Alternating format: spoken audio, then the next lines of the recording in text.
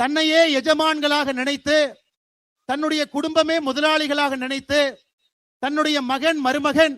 குடும்பத்தினுடைய ஆடிட்டர் இவங்கெல்லாம் நன்றாக இருக்க வேண்டும் என்பதற்காக 5 ஆண்டு காலமாக ஒரு ஆட்சி, 5 ஆண்டு காலமாக எதிர்க்கட்சி வரிசையில அனைத்து இந்திய அண்ணா திராவிட முன்னேற்ற கழகத்தினுடைய எதிர்க்கட்சியினுடைய தலைவர் அண்ணன் எடப்பாடி பழனிசாமி அவர்கள், மேடையில் இருக்கக்கூடிய நம்முடைய சட்டமன்ற உறுப்பினர்கள், பாரதிய ஜனதா கட்சியினுடைய தலைவர்கள், தொண்டர்கள் விடிய விடிய உங்களுக்காக போராட்டம் நடத்தி கைது செய்யப்பட்டு சிறையில் அடைக்கப்பட்டு திருமண மண்டபத்திலே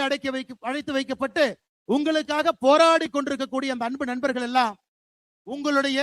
கையில நீங்கள் சரித்திரத்தை மாற்றி படைக்க போகின்ற அந்த நாளுக்காக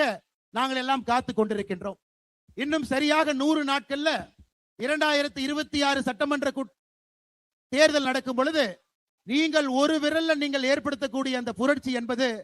நிச்சயமாக நல்லவர்களை, தேசிய ஜனநாயக கூட்டணிய முதலமைச்சர் அண்ணன் எடப்பாடி பழனிசாமி அவர்களை, அனைத்து இந்திய அண்ணா திராவிட முன்னேற்ற கழகத்தினுடைய சட்டமன்ற உறுப்பினர்களை, பாரதிய ஜனதா கட்சியினுடைய சட்டமன்ற உறுப்பினர்களை,